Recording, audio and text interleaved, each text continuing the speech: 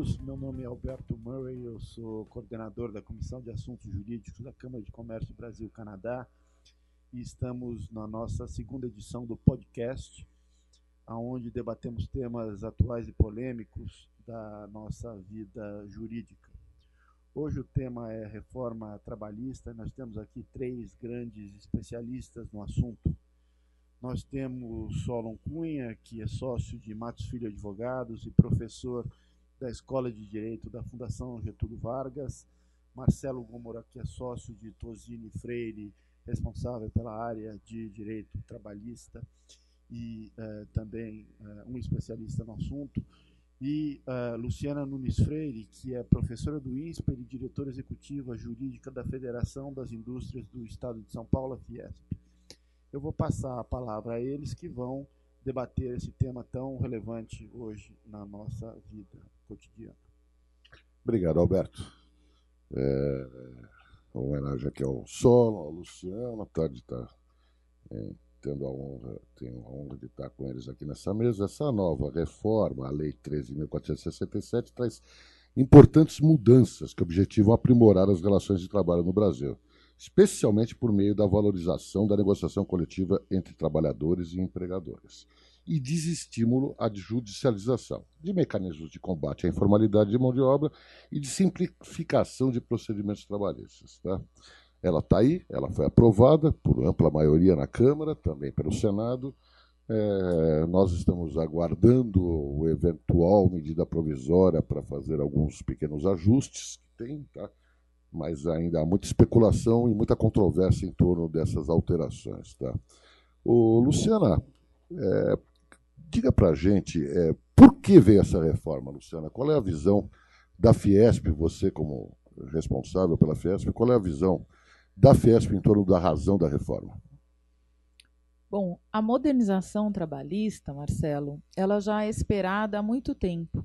A nossa CLT tem mais de 70 anos, é uma legislação engessada, é uma legislação de uma época que o empregado precisava ser tutelado pelo Estado. Em 1940, o que Getúlio fez era necessário, tutelar e ser paternalista na relação de trabalho. Mas hoje o trabalhador não é mais o hipossuficiente da década de 40. Hoje nós temos um trabalhador que já tem conhecimento, informação, acesso à internet. O trabalhador hoje já pode se casar quantas vezes quiser, pode financiar a casa própria. O trabalhador hoje sabe o que é bom para si. Ele tem sindicatos fortes que o representam. Então, em nosso entendimento, a modernização trabalhista é extremamente necessária para equilibrar as relações de trabalho. Além disso, no panorama mundial, está claro e comprovado, tem até uma pesquisa recente aí do Banco Mundial, que os países que têm uma legislação mais flexível, que têm uma legislação trabalhista menos engessada e mais moderna, têm um índice de desemprego baixíssimo. Nos países onde a negociação coletiva é privilegiada e valorizada, as negociações demonstram que os trabalhadores são mais satisfeitos, porque a vontade deles prevalece. Então, em nosso entendimento, a reforma trabalhista ela é providencial para a competitividade do Brasil, para gerar investimentos e, comprovadamente, gerará empregos e manterá a empregabilidade. É isso mesmo, Luciana, concordo integralmente com você e vou um pouco mais longe, tá? Nós estamos num absurdo de o número, 40% das ações judiciais do Brasil são trabalhistas, tá? Quer dizer, se levantar tudo, direito do consumidor, civil, comercial, tributário e todos os demais tributais, eleitoral, tá? Nós ficamos de ações trabalhistas com quase a metade das ações. Alguma coisa está errada. Esse ano a estimativa é 3,9 milhões de novas ações trabalhistas. Tá?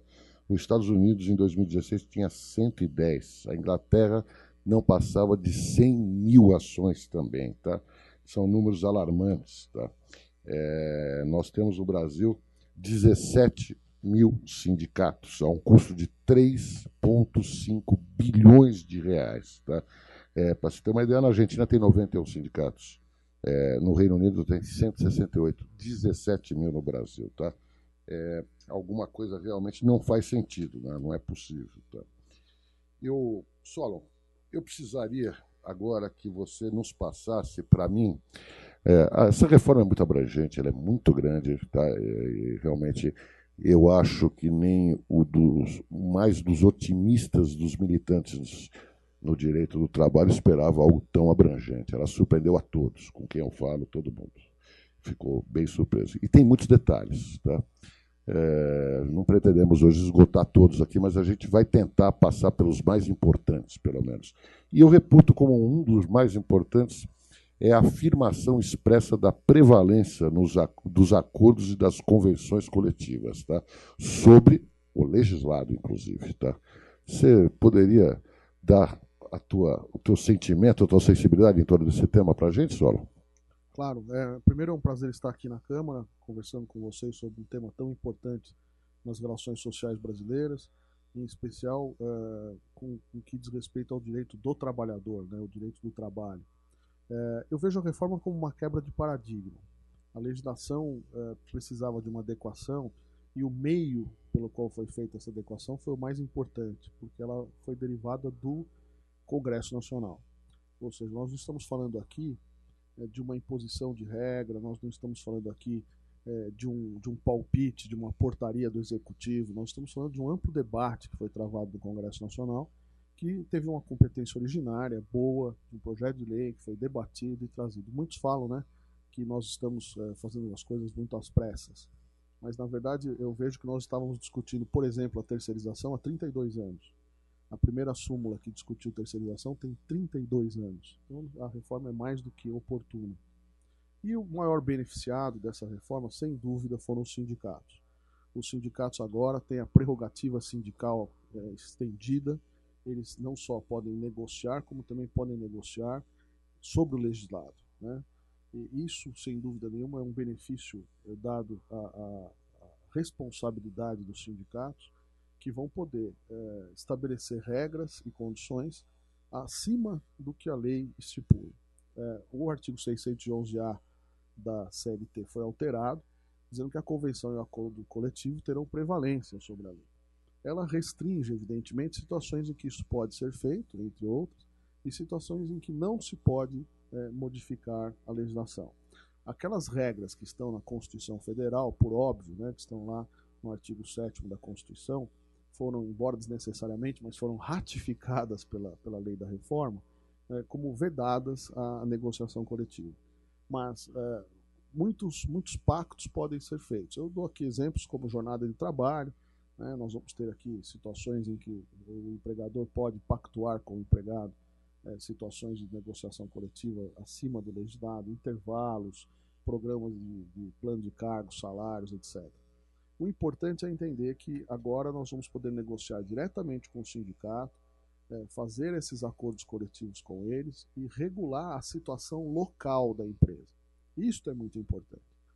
Ao invés de termos uma legislação de âmbito nacional que tenta regrar todas as atividades econômicas, todas as situações socioeconômicas do país, e um país continental como o nosso, que tem problemas locais, hoje eu posso negociar com o sindicato lá na base, lá na localidade, as peculiaridades do meu contrato de trabalho. Então isso é muito importante. O sindicato vai poder ver quais são as necessidades daqueles trabalhadores lá no local, o empresário também vai poder ver quais são as necessidades dele naquele local e vai poder negociar as partes podem negociar um acordo acima da lei. Uma coisa que é importante dizer, isso não é uma desregulamentação, ou seja, quem não negociar fica com a CLT, né? Quem negociar altera dentro da sua peculiaridade. Segunda coisa importante, os acordos coletivos de trabalho têm prazo máximo de 2 anos. Quer dizer, não se está renunciando a direitos, não se está modificando para o resto da vida uma condição. Ou seja, se houver um erro, se houver um acerto, em 2 anos isso vai poder ser revisto, né? Então, todas essas situações é que tem que ser privilegiadas. E nós temos um prazo da lei até novembro desse ano para entrar em vigor, que vai dar uma reflexão às partes para poder, com calma, pensar no que vão negociar, qual vai ser a pauta dessa negociação e um maior equilíbrio nessa negociação. Eram essas as primeiras observações que eu tinha a fazer. É curioso, né, Solon? A gente viveu, tá, situações ímpares, tá, de a Justiça do Trabalho anular um acordo coletivo que tinha objeto lícito, tinha todas as condições de ser aprovado, tá? Era uma insegurança jurídica muito grande que nós, militantes do direito, tá, operadores do direito, estavam vivendo, né, para recomendar aos nossos clientes. Eu cito como exemplo o clássico, tá? Por pressão de sindicatos de empregados, tá? Várias empresas que eu conheço reduziram o intervalo para repouso e alimentação, o almoço, tá? Em meia hora. Empresas que estão localizadas em localidades longe, não estão nos centros comerciais, urbanos, tá? Se almoça tranquilamente, tem refeitórios bons, tudo, reduziu para meia hora. O empregado vai meia hora mais cedo para casa ou chega meia hora antes do trabalho, isso é muito cômodo para o empregado. E a Justiça do Trabalho abruptamente mudou o entendimento, dizendo que isso é nulo, e mais do que isso, mandou pagar uma hora extra inteira diária, desconsiderando que meia hora o empregado usufruiu. Tá? Pegou todo mundo de surpresa, resultou numa contingência inesperada e abrupta que afetou resultados de empresas que iam dar lucro e não daram naquele ano. Por causa disso, porque volta para trás 5 anos, anulou algo que tinha sido negociado a pedido dos empregados para satisfazer a vontade dos empregados, né, Solon? Essa é uma situação bem que dá um bom exemplo do que estava acontecendo. Nós temos atuações políticas, né? As centrais sindicais atuam de uma forma muito forte também nessas situações. Há situações também de sindicatos que assinam acordos e aí a chapa da oposição vence a próxima eleição. Há zonas cinzentas que são criadas pelas decisões da Justiça do Trabalho, mudanças de situação de fato, né? Como diz o Pedro Malan, situações no Brasil em que até o passado não é certo. A gente muda o passado e cria contingências para as empresas de maneira significativa. O importante agora é que a reforma tenta trazer uma regra de que a Justiça do Trabalho, na análise desses acordos, ela só vai poder analisar a forma e não o conteúdo. Ou seja, a menos que o conteúdo seja inconstitucional, né, óbvio, ela não pode fazer a sua jurisdição sobre o conteúdo, e sim sobre a forma. Nesse sentido, também as empresas e os sindicatos de trabalhadores têm que redobrar o seu cuidado com as assembleias de trabalhadores, as regulamentações das assembleias, as formalidades que a convenção coletiva exige, o cumprimento das regras estatutárias dos sindicatos para poder deliberar em assembleia, quórum de votação, convocação, enfim, todas essas formalidades para se chegar a um bom acordo têm que ser respeitadas. Inclusive, né, Solon, sobre essas anulações, a reforma traz algo interessante. Só poderá ser anulada agora, essas cláusulas que o Marcelo colocou, com a presença do sindicato que negociou. Então, em ações judiciais, individuais ou coletivas, se o juiz pretende anular uma cláusula que traria uma suspeita de que ela foi não benéfica ao trabalhador, lesa algum direito, terá que chamar o sindicato que negociou para saber as condições daquilo que foi negociado. E se houver, então, a anulação, se teve também alguma vantagem dada ao trabalhador, ela também será anulada. Então, será anulado o que foi lesando o trabalhador no entendimento da justiça, mas também será anulada a vantagem que ele levou. Então, isso é para coibir esse tipo de ativismo judicial que estava gerando insegurança jurídica para as empresas que faziam negociações e não eram respeitadas pela Justiça do Trabalho. Exatamente. E foi expressamente considerado agora o princípio da intervenção mínima na autonomia da vontade coletiva. Isso é muito importante, tá? Que é a parte que a gente já falou sobre analisar só a forma e não o conteúdo, tá? E só para passar para outro tema, tá? Agora, havia sempre aquele problema de a gente ir para uma determinada cidade, querer uma condição especial, uma negociação que fosse local, mas a convenção coletiva entre sindicatos prevaleceria. Não, agora temos que o acordo coletivo de trabalho, aquele feito entre a empresa e o sindicato de empregados, prevalece sobre a convenção coletiva. Temos de maneira expressa consignado isso. Acho que um ponto bastante interessante que a gente tem na reforma também é com relação ao horário e jornada de trabalho. Tá? Acabou as horas em itinerary, quer dizer, o tempo que se gasta para o trabalho foi expressamente retirada. Tá? O acordo individual para banco de horas em até 6 meses, não há necessidade de negociação coletiva para isso. Tá? É expresso que a hora extra habitual não descaracteriza um banco de horas e a compensação da jornada, entendimento esse que a Justiça e o Ministério Público tinham alterado, tá? Restabeleceu esse entendimento. Você pode fazer acordo individual escrito ou tácito para compensação das horas de trabalho dentro de um próprio mês. Tá? O regime 12 por 36 tá consignado. Tá?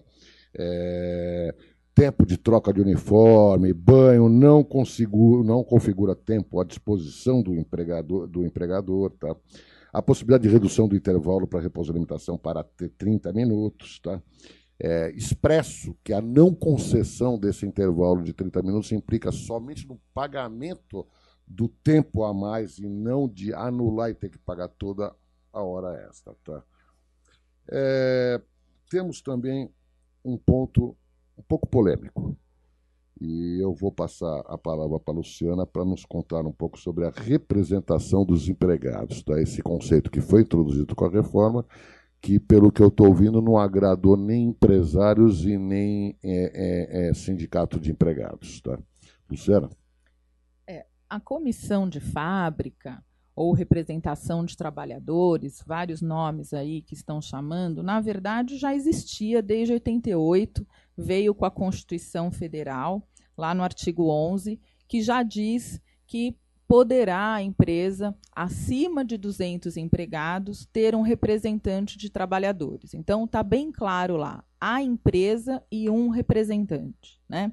Então, essa polêmica de que seria por local de trabalho, que seria por filiais, etc., é uma polêmica infundada. Né? E o texto da lei também é bem claro, diz a empresa.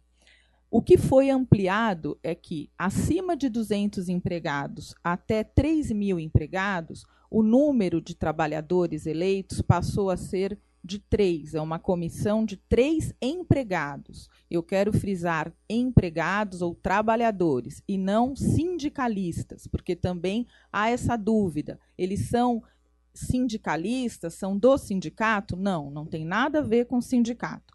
São membros da empresa, empregados que não precisam fazer parte do sindicato. De 3.000 a 5.000 empregados, essa empresa ela teria, então, 5 representantes. E acima de 5.000 empregados, empresas maiores, terão 7 representantes. Esses representantes terão estabilidade e terão mandato de 1 ano. Depois do mandato, mais 1 ano de estabilidade. Funciona mais ou menos como a CIPA, que as empresas já estão acostumadas. Então, ele tem 1 ano de mandato e mais 1 ano de estabilidade. Depois, ele pode ficar 2 anos congelado, ou seja, 2 anos sem participar de eleições e aí se candidatar novamente. E essa eleição não é feita pela empresa, né? Ela é feita pelos trabalhadores. E aí, sobre a parte prática dessa eleição, eu peço para o professor Solo explicar como que deve ser feita, porque há muita dúvida sobre essa questão. Luciana, tem essa situação interessante, porque a lei criou uma comissão denominada de comissão independente, ou seja, ela deixa claro que nem empresa, nem sindicato de trabalhadores, né, portanto também nem sindicato patronal, poderão se envolver nessa eleição. Na verdade, haverá, sem dúvida nenhuma, um envolvimento político. Isso é inevitável. Né? Nas relações sociais, tudo tem política. Né? Até time de futebol tem política. Então, a comissão vai ter um viés político, um conteúdo político, sem dúvida nenhuma, travado aí pelas empresas, pelos sindicatos, até, imagino, pelas centrais sindicais nas grandes organizações. Porém, a lei é clara ao dizer que a comissão tem que ser independente. E dizer que as decisões dessa comissão também serão tomadas, deliberadas por órgão colegiado, observada sempre a maioria simples, dentro desse número de membros que você mencionou.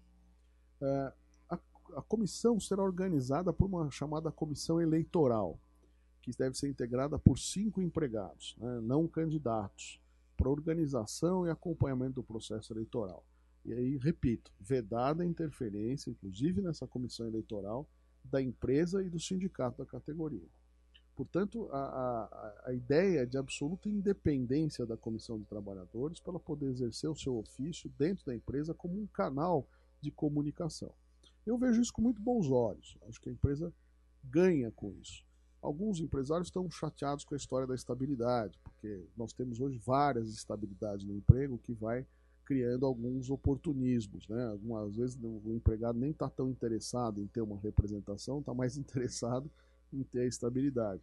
Mas acho que isso, com o tempo, as lideranças vão surgir, nós vamos filtrar esse tipo de função e, sem dúvida, essa comissão vai fazer um papel importante. Algumas montadoras aqui em São Paulo têm essas comissões há muitos anos e sempre elogiam, né? Eu dou o exemplo da Ford, da Volkswagen, elas sempre elogiam as comissões de fábrica. Agora ela ganha essa prerrogativa de comissão independente e pode encaminhar essas reivindicações dos empregados ao empresário, vai ser um canal de comunicação. Discussões. Algumas empresas estão discutindo aí o custo dessa comissão, quer dizer, quem é que vai financiar isso, se eu sou obrigado a ter uma sala para eles, coisas práticas, né? Eu tenho que ter uma sala para eles, eu tenho que servir cafezinho, eu tenho que ter uma organização para essa comissão, ela tem que ter um back-office, uma estrutura ou não. Segundo, o acesso à informação, até que ponto essa comissão, até qual informação ela tem acesso. Quer dizer, se essa comissão pedir acesso a informações da empresa, que são informações estratégicas, como deliberar sobre isso. Eu acho que esses são os temas mais polêmicos, né, dentro dessa situação da comissão independente. Exatamente isso. Um outro ponto que entrou lá no meio da reforma, tá? Eu acho que isso causa uma profunda mudança de paradigma, tá? O estabelecimento de que importâncias, ainda que habituais, tá? Como diárias para viagem, prêmios e abonos não integram a remuneração do empregado, tá? Portanto, não vão refletir fundo de garantia, contribuições previdenciárias, 13º, férias, base para hora extra, tá? E também não incorporam, quer dizer, a habitualidade não vai obrigar aquilo a se tornar permanente, tá? De forma clara, tá? Acho que há muitas oportunidades aí, a começar que eu já vejo com essas empresas de ticket, de incentivo, já estão se reafirmando o retorno ao mercado aí, tá? Para oferecer esse tipo de benefícios. Queria saber, Luciana, eu vou perguntar para ambos, tá? Como é que vocês estão vendo isso aí, tá? Essa parte. Eu estou vendo um benefício para o próprio trabalhador, né? Porque as empresas deixaram de dar esses prêmios, essas vantagens, esses reconhecimentos ao trabalhador, porque eram punidas ou pela Justiça do Trabalho, porque isso passava a incorporar a remuneração, ou pelo próprio CARF, né, que condenava essas empresas em encargos sociais que não foram pagos. Então, eu acho que isso traz uma segurança jurídica para a empresa, que volta a premiar seus trabalhadores. Então, quem sai ganhando com esse artigo da reforma é o próprio trabalhador, que vai poder trabalhar por meta, vai poder ser reconhecido pelo seu trabalho, porque a Justiça e o Tribunal que vinha analisando questões tributárias da contribuição previdenciária, condenava as empresas que estavam dando esses prêmios. Então, é aquele entendimento que eu sempre brinco. Muita proteção gera desproteção ao trabalhador, porque gera desemprego. Então, a proteção demasiada, como era nesse caso, gerava uma total desproteção, porque benefícios e prêmios foram cortados em virtude de condenações absurdas. Esse eu acho que é um ponto bem polêmico da reforma. A reforma diz que ela exclui, né, do artigo 457, como dizendo que são exceções, e não incorporam ao salário do empregado, e, portanto, não constitui qualquer incidência de encargo trabalhista e previdenciário, os prêmios e abonos. Tem outros lá, né? Ajuda de custo, auxílio alimentação, diárias para viagem, mas os prêmios e os abonos, sem dúvida nenhuma, foram os que mais geraram controvérsia. E o prêmio, quando ele trata de prêmio, E importante lembrar que também alterou a lei de contribuição previdenciária, a lei 8.212, os prêmios e os abonos também não têm incidência previdenciária lá na lei 8.212, isso foi alterado. Mas o importante é saber o seguinte, que prêmios são esses? Os abonos, eu ficaria restrito aos abonos concedidos em convenção coletiva, aqueles que a gente costumava pactuar com os sindicatos, com o pagamento único ao ano, junto ali com o reajuste salarial. Mas os prêmios é que vão dar a maior polêmica, eu imagino, né? Diz a legislação atual que ele será um prêmio novo, né? O desempenho superior ao desempenho esperado do empregado. Aí vem aquela história, se esse desempenho é do empregado ou da empresa, né? Alguns interpretam que o desempenho superado da empresa poderia caracterizar um prêmio para um grupo de empregados.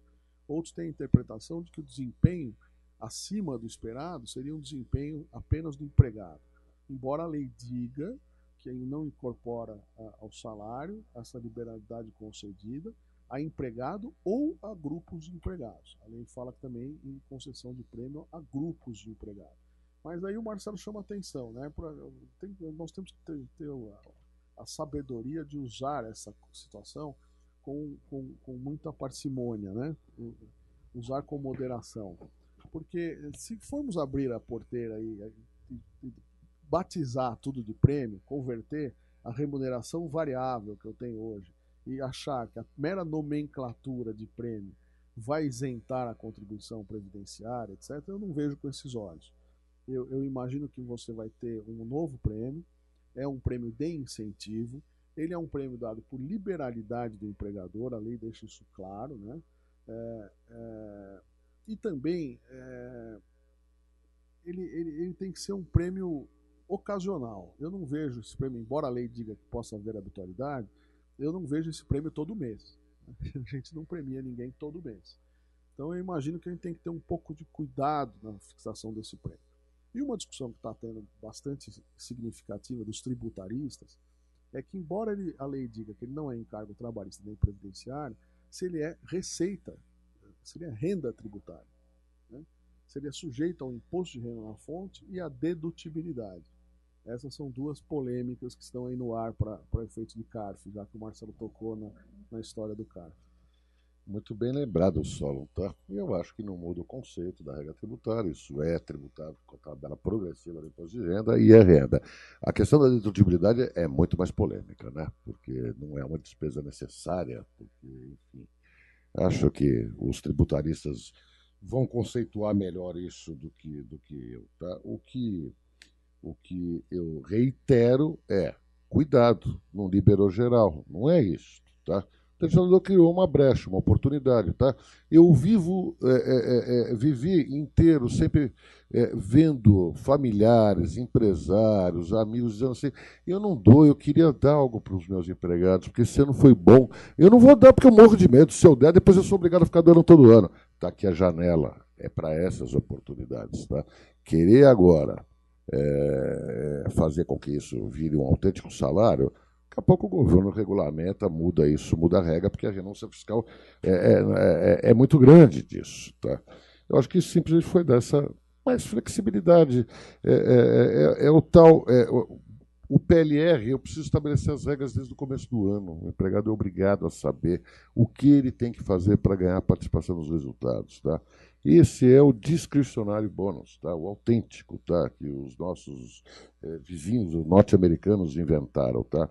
Vai chegar no final do ano, no final do balanço, você olha, você vê aquele grupo de pessoas, aquela pessoa que teve um desempenho excepcional, você também tem caixa para tanto, você vai lá e premia. E este prêmio não adere ao contrato, não integra, e você só...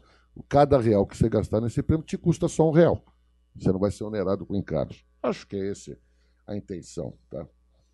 Eu gosto muito, estima-se aí de que 70% a 80% das ações trabalhistas atuais tenham um pedido de dano moral, tá? É a banalização do Instituto, tá? É a banalização, tudo vira dano moral. Eu fiz hora extra um dia na minha vida, você não me pagou hora extra e eu estou moralmente ofendido, eu quero uma indenização por dano moral, tá? Os juízes, eu acho que estavam aplicando de uma maneira correta isso. Eles não entraram na banalização. Mas o legislador quis tarifar isso. Eu acho difícil você tarifar a ofensa moral de alguém, tá? Tem um preço pré-estabelecido disso. Segundo, a tarifação usa salários, tá?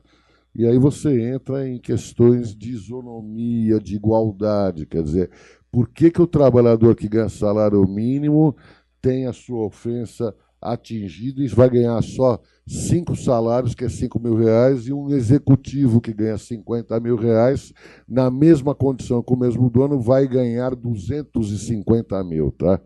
Você tem algumas discussões. O fato é que eu acho que isso é benéfico em prol da segurança jurídica, essa instabilidade que nós vivemos, essa insegurança jurídica, tá? De a gente não poder saber, como o Solon diz do Pedro Malan, eu não conhecia essa, Solon, mais uma Ele falava que no Brasil até o passado é incerto. É muito curioso, eu não conhecia essa. E é bem a realidade, quer dizer, o que a gente precisa para atrair investimentos, para atrair capital, para se voltar à industrialização do país é criar condições para tanto. E retirando, evitando essa insegurança jurídica é um bom caminho, tá?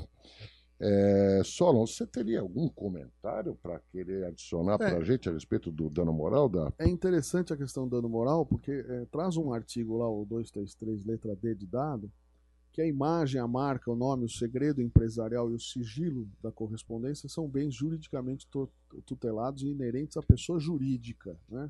Então, traz uma inovação aí, que embora a STJ já tenha reconhecido isso anteriormente, que é o dano moral da pessoa jurídica.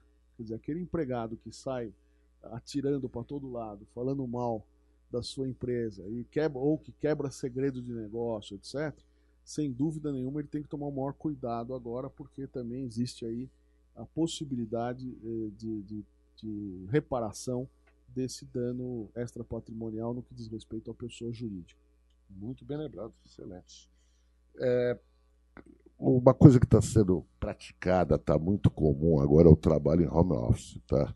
Eu acho que vários fatores, uma qualidade melhor de vida, passa pela qualidade melhor de vida do empregado, de poder ficar em casa, tudo, e vai até a economia, tá? Diminuição de custos da empresa, tudo, tá?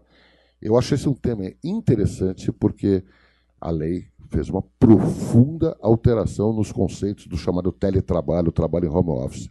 Luciana, você pode contar para a gente um pouco isso? Aí é mais um exemplo, Marcelo, que beneficia o trabalhador, né? O teletrabalho só vai acontecer se o trabalhador quiser. Não pode ser uma imposição do empregador. Então, é mútuo acordo, celebrado em aditivo ou contrato de trabalho, se for empregado novo. Então, se o trabalhador tiver interesse de trabalhar em casa, eles vão celebrar em contrato, em aditivo, quais serão as regras, né? Então, isso eu já acho bastante interessante. E aí, nessas regras, terá que estar disposto quem arcará e como serão as despesas de internet, as despesas que o trabalhador terá trabalhando em casa, né? Porque isso depende de energia, depende de banda larga, depende de computadores, de uma estrutura para trabalhar em casa. E isso tem que estar disposto nesse aditivo que regulamentará a forma do teletrabalho. Caso a empresa queira que o trabalhador volte a trabalhar de forma presencial, aí a empresa tem que avisar com 15 dias de antecedência e o trabalhador volta a exercer a forma presencial. Frequentar a empresa para reuniões, para atender demandas que a empresa necessita, vem participar de um treinamento, vem participar de uma reunião, não descaracteriza o teletrabalho. Então, é possível trabalhar de forma mista, trabalhar em casa e frequentar a empresa quando necessário.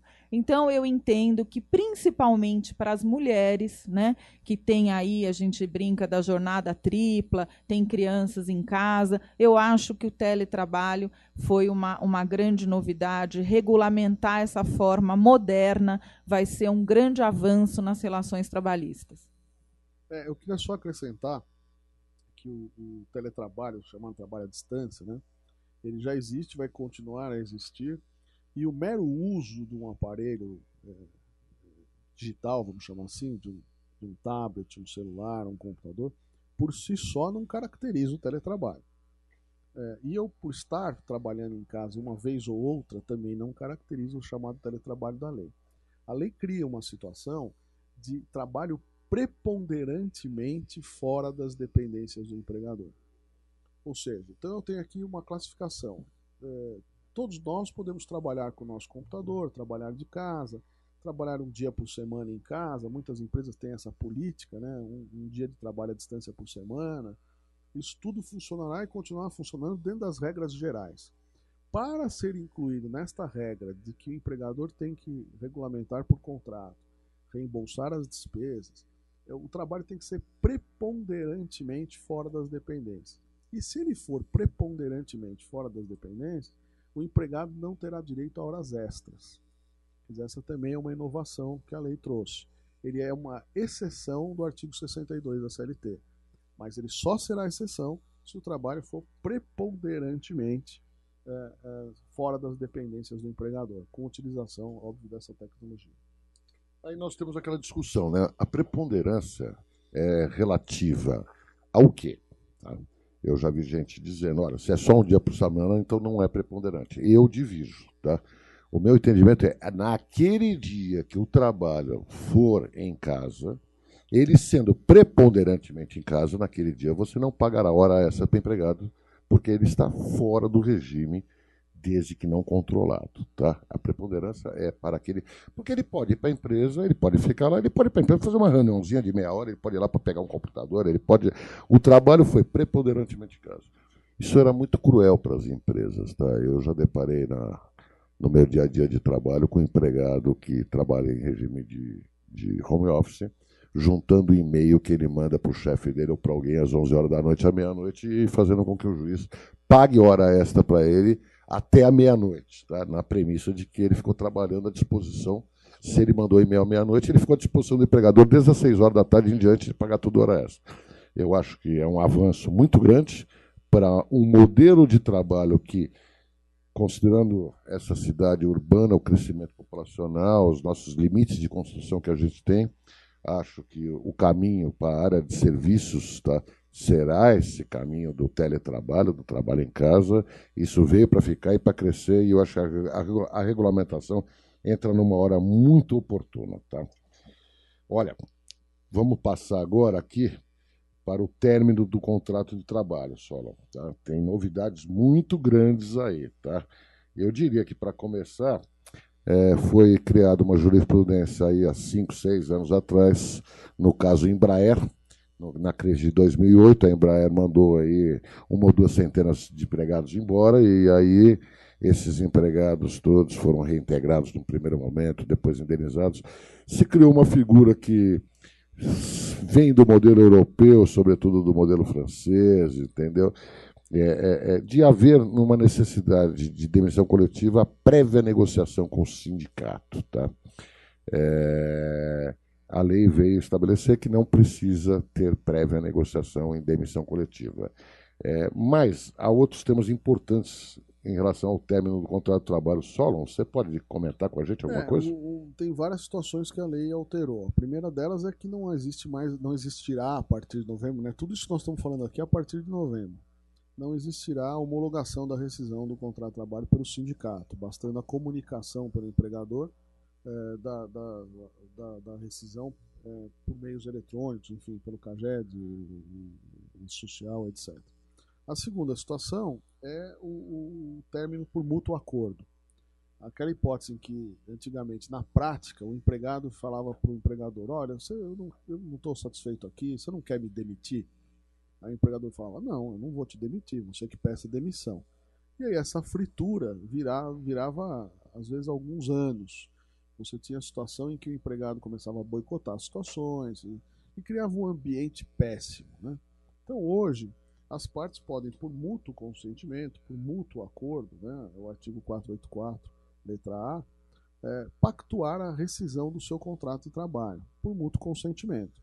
O que acaba acontecendo nessa situação? O empregado vai receber o fundo de garantia em 80%, vai receber metade da sua multa, né?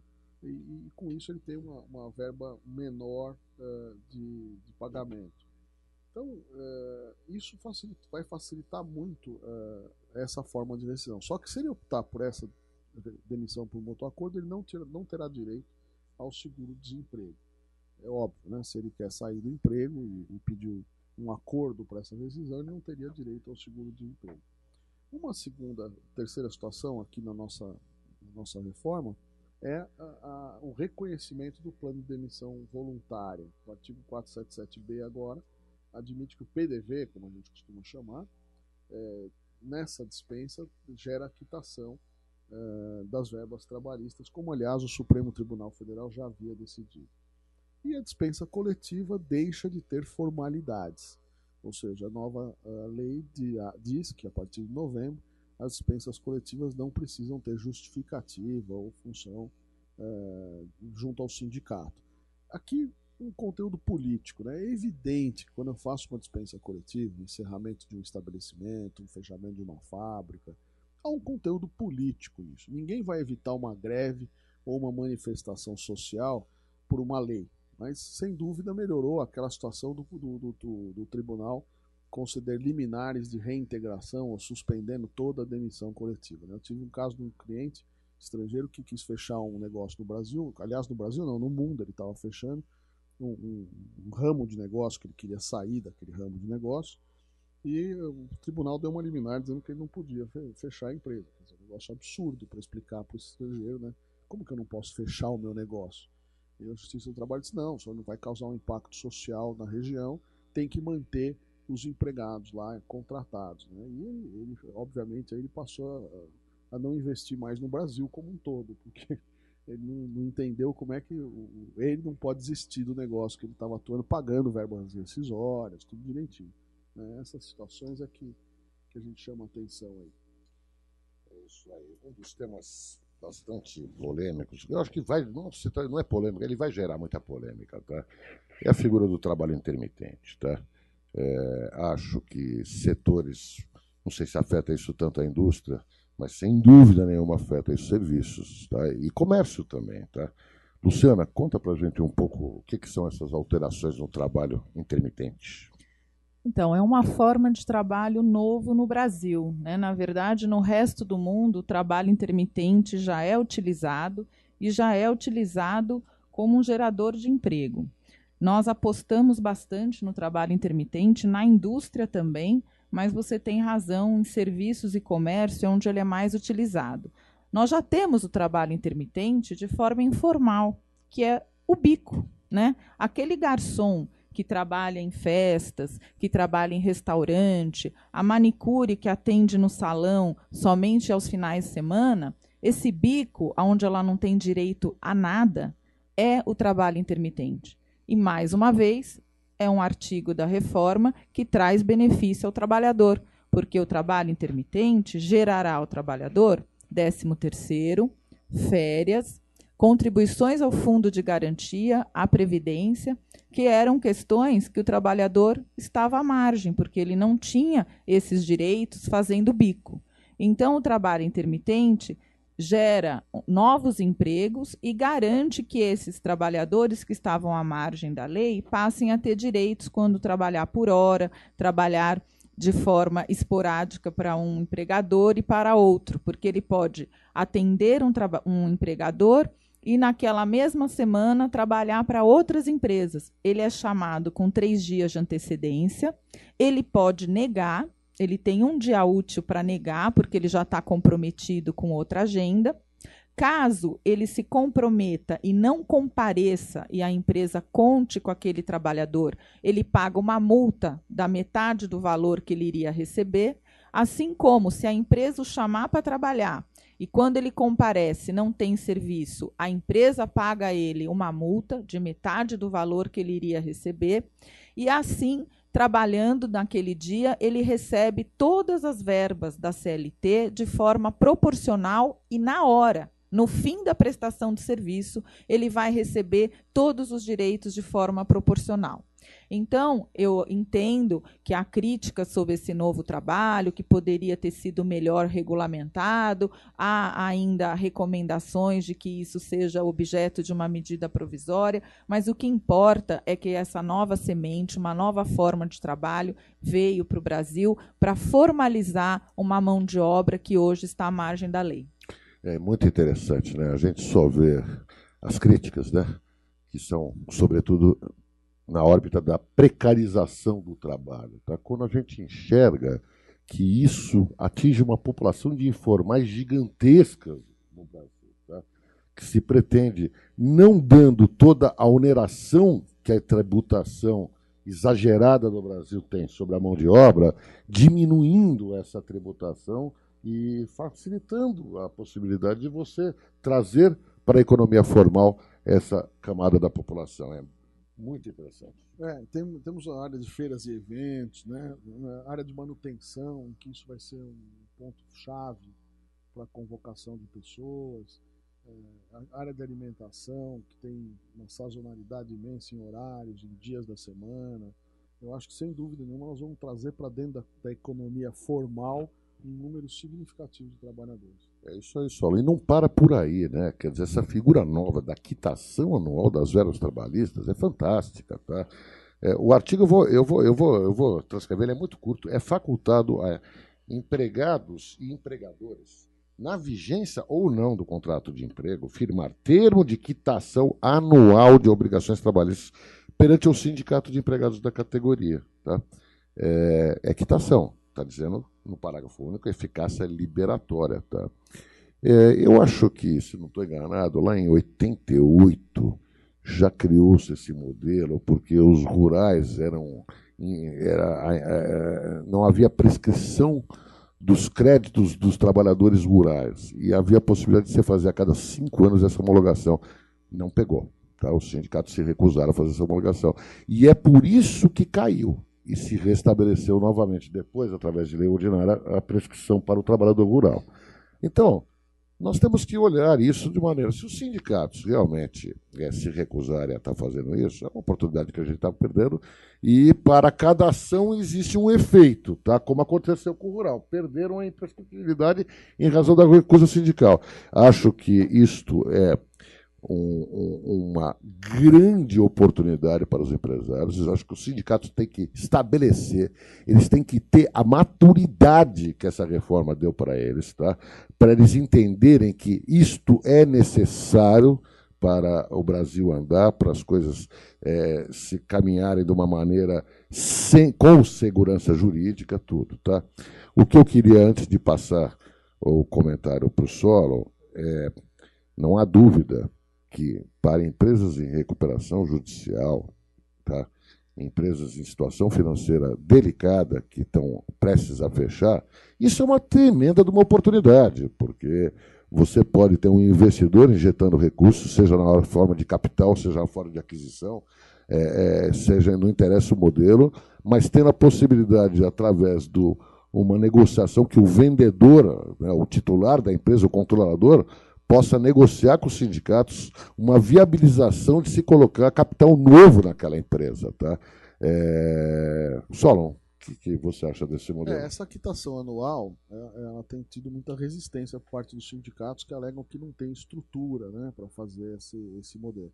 Agora é uma choradeira, porque o cobertor ficou curto. Eu não tenho contribuição sindical, então eu também não tenho dinheiro para investir em sistemas e pessoas para fazer essa quitação. Porém, ele pode se auxiliar, inclusive financiado pela própria empresa ou por um comprador das Big Four, aí, de uma empresa de auditoria, de uma empresa de contabilidade, enfim. Eu também vejo como você. Na área de construção civil, por exemplo, nós temos muitas empreiteiras que no meio da obra quebram. Né? Isso é muito comum. Pequenas empreiteiras que assumem compromissos de edificação e no meio do caminho quebram. E o dono do imóvel, ou o empreiteiro principal, ou enfim, o financiador, ele quer até pagar aqueles empregados ali e resolver aquele problema, mas ele não se vê juridicamente confortável em fazer isso, por causa da quitação. Né? Então, eu acho que também vai ajudar nesse ramo de negócio, no pagamento de verba rescisória de empresas que são terceiros ou no meio do caminho tem algum problema. O sindicato sendo um interveniente anuente e participando dessa homologação, pegando esses pagamentos, distribuindo aos empregados, enfim, eu acho que dá para fazer bastante coisa com essa quitação anual. Não deve ser uma rotina para as empresas, eu não vejo isso como uma rotina, como a gente recebe lá a cartinha da TV a cabo, a cartinha da conta de luz, dizendo, olha, esse ano você já pagou tudo, você não me deve mais nada. Eu não vejo como uma rotina, eu vejo como você, Marcelo, em situações excepcionais. É isso aí. Foi introduzida também a possibilidade de arbitragem, tá? E de homologação de acordos extrajudiciais. Tecnicamente, juridicamente, o Instituto da Jurisdição Voluntária. Tá? Eu e o meu empregado, de comum acordo, vamos à justiça, através do advogado, falando, excelência, ele vai receber isso aqui e a gente quer homologação, também é uma quitação. Isso já existia, isso não é nenhuma novidade para a justiça, tá? Quando o Fundo de Garantia foi introduzido em substituição ao regime da estabilidade decenária, tá? Se criou um modelo, quem queria transacionar o tempo anterior ao fundo ia nesse procedimento perante a Justiça do Trabalho obter homologação. Tá? É só resgatar lá o modelo anterior e botar ele para funcionar novamente. Mas a arbitragem é uma coisa muito interessante, tá? Ainda é caro no Brasil a arbitragem, quer dizer, a gente vai ter que ver como isso. Você não vai poder fazer uma arbitragem para contratos de trabalho de quem ganha R$2.000, R$3.000. Só, né? Porque a lei não autoriza, ela fala bom, acima é verdade, de 11.000. tá, é verdade. A arbitragem é acima de 11.000, tá? Mas não é um procedimento barato. Os árbitros, entendeu? Enfim, ainda é mais barato ir para a justiça. Eu acho que a gente tem que apostar nesse mecanismo, a gente tem que estimular isso, tá? Tudo, mas ela, enfim, não é. Solon, fala um pouquinho da nível de negociação sobre o trabalho 11.000, linka com a arbitragem sobre esses 11.000, e você não acha esses 11.000 muito baixo? Qual é a tua opinião sobre isso? Pois é, vamos lá. Essa situação é uma situação que no Brasil chamava a atenção do mundo, né? Eu sou professor na escola de Direito da GV, os alunos sempre vêm com esse questionamento. Escuta, professor, eu como cidadão posso adotar uma criança, posso casar, posso estipular meu regime de bens, posso fazer meu testamento, mas não posso assinar um acordo com o meu empregador? Isso não parece um pouco ridículo, né? Então, a legislação internacional sempre privilegia o que nós chamamos de cargos de alta direção. A Espanha tem legislação nesse sentido. Então, o que se tentou arrumar aí? Criar uma figura do que os jornalistas estão chamando de hipersuficiente, né? Tem o hipossuficiente, que é aquele protegido pela legislação, como aquela pessoa que, se assinar um documento que, se lhe for prejudicial, esse documento será anulado. E temos aí agora essa figura nova, que é o denominado hipersuficiente. Essa pessoa que ganha mais do que o dobro do que o teto da Previdência, que hoje, na conta de hoje, dá aproximadamente os seus R$11.000 mencionados no exemplo, essa pessoa teria a prerrogativa de negociar diretamente com o seu empregador, sem assistência sindical, condições de trabalho. Portanto, ele tem que preencher dois requisitos: ganhar mais do que o dobro do dobro do teto da Previdência e ter um curso universitário. Eu também, Marcelo, quando recebi essa informação dos 11.000, até estava junto com a Luciana nesse dia, nós achamos pouco, achamos esse valor baixo, mas fomos informados pelo Ministério do Trabalho que da população economicamente ativa, olha, eu vou ter muito cuidado nessa informação, população economicamente ativa, com vínculo empregatício, pessoas que ganham mais do que o dobro do teto da Previdência representam apenas 2%. Portanto, a grande massa de trabalhadores está fora dessa condição. Ou seja, a lei estabeleceu a liberdade de negociação individual somente para 2% da população economicamente ativa. Com vínculo empregatício. Curioso. População economicamente ativa com vínculo empregatício. Então, essa é uma situação bem peculiar. Já mudei de ideia. Não acho que o valor é baixo. Pois é. Essa é uma situação bem peculiar. Essas pessoas poderão negociar tudo aquilo que o sindicato poderia negociar, que é o negociado sobre o legislado, porém sem assistência sindical. E lá na frente, a mesma regra, aqui dispensado o diploma universitário, apenas a regra salarial, também admite a fixação de cláusula arbitral no contrato de trabalho. A arbitragem eu vejo como uma forma nova aí de solução de conflito, uma solução alternativa de conflito. Temos que pensar o seguinte: a Justiça do Trabalho está atolada de processos. Eu estou recebendo hoje, não sei lá no escritório de vocês, mas eu hoje estou recebendo notificações para audiências em 2018. Quer dizer, o empregado hoje que distribui uma ação fica um ano esperando por uma audiência aqui em São Paulo. Em algumas regiões do país isso até é maior, fica 18 meses, 2 anos para ter uma audiência. O processo trabalhista leva em torno de 8 anos, 7 anos. Né? Então essa é uma situação que precisa ser regulada no Brasil. A gente tem que criar mecanismos alternativos de solução de conflito. Não é possível que um carimbo, uma homologação judicial feita na hora da audiência tenha menor risco, eficácia, cuidado do que uma arbitragem feita numa Câmara Arbitral. Acho que vai ter um período de adaptação, um período de que nós vamos formar árbitros trabalhistas. Eu não estou falando em técnicos trabalhistas. Nós temos uma população imensa de técnicos trabalhistas. Agora precisamos formar árbitros, formar pessoas que tenham experiência em arbitragem na área trabalhista. E com o tempo eu acho que essa vai ser também uma garantia importante, uma prerrogativa importante que a legislação trouxe para diminuir a litigiosidade dos conflitos trabalhistas, principalmente do executivo, que não quer ter publicidade na sua queixa, na sua demanda judicial. Hoje o executivo entra com uma ação, ele vai para a capa das mídias sociais, né? Fulano pleiteia isso, recebeu tanto de indenização. Num país onde nós vivemos, esse tipo de sigilo, sem dúvida nenhuma, interessa tanto ao empregador quanto ao empregado.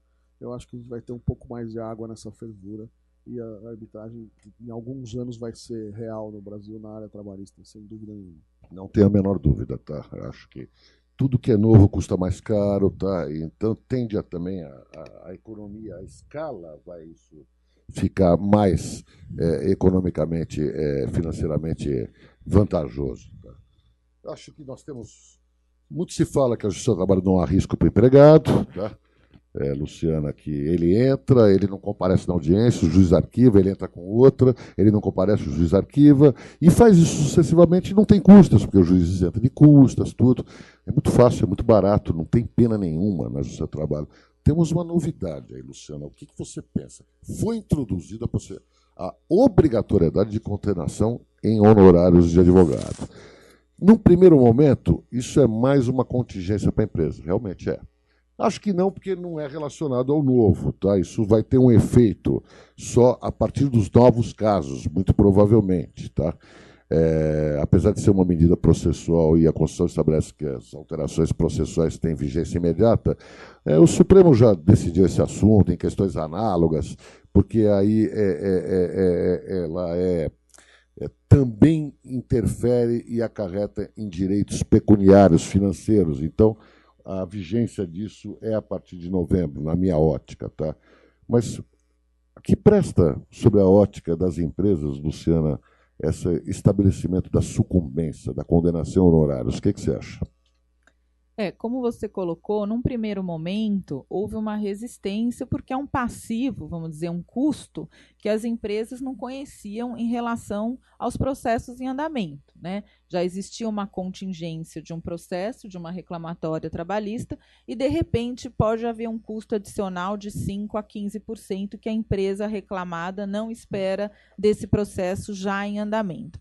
No entanto, a tentativa aí é fomentar que haja um equilíbrio na Justiça do Trabalho, que haja, na verdade, um desmotivo ao ingresso de ações trabalhistas. Como você colocou agora há pouco, o Brasil é um dos campeões em ações trabalhistas, né? Nós esperamos aí para esse ano, dados do próprio TST, mais de 4 milhões de ações, e o que traz um grande encarecimento dessa máquina morosa, pesada, que é a Justiça do Trabalho, em virtude da quantidade de ações. Então, colocando essa penalidade, ou seja, aos aventureiros que ingressarem com ações infundadas, eles também terão que pagar honorários de sucumbência para o advogado da reclamada. Aí vem aquela crítica, mas o reclamante tem justiça gratuita, o reclamante vai ser isento de honorários, mas tem a questão da compensação. Os honorários não podem ser compensados entre advogados. Porém, se há créditos para o reclamante receber, do crédito que ele tem para receber, ele pode destinar parte do crédito para o pagamento dos honorários dos advogados da empresa, daquilo que ele deixou de receber. Normalmente, nós sabemos que na Justiça do Trabalho, a grande maioria das ações são procedentes em parte, ou seja, ele ganhou alguma coisa e perdeu outra. Daquilo que ele perdeu, que ele pediu, o que já recebeu, pediu de forma exagerada, ele vai ter que pagar para o advogado da empresa honorários de 5% a 15%. Então, a ideia é um efeito moralizador para que trabalhadores ou até advogados que exageram nos pedidos tenham uma coibição das ações trabalhistas. E a justiça gratuita também foi alterada. Agora, não basta alegar que é pobre, que não tem condições, juntar atestado de pobreza, terá que ser comprovada a questão da pobreza, né? Porque a gente sabe, infelizmente, que alguns trabalhadores alegam pobreza, o juiz decreta de ofício e acaba aí viajando para a Disney nas férias. Então, isso vai ser agora vigiado e pode ser até comprovado pela empresa. Não haverá mais fraude, há uma dificuldade de fraudar a questão da justiça gratuita, porque isso também foi regulamentado nessa nova legislação. Acho, Luciano, uma medida importantíssima para se diminuir o número de ações trabalhistas. Tá? Alberto, te passo a palavra em nome do Solon, da Luciana. A gente agradece a oportunidade da Câmara, tá? De estar aqui e poder dividir a nossa experiência com vocês aqui, com seus associados. Obrigado. Muito obrigado, Marcelo Gomora, Solon Cunha e Luciana Freire, pela brilhante condução desse tema tão importante. Eu tenho certeza que os nossos associados vão ouvir com muita atenção. E fiquem atentos aos próximos podcasts da Comissão de Assuntos Jurídicos da Câmara. Muito obrigado.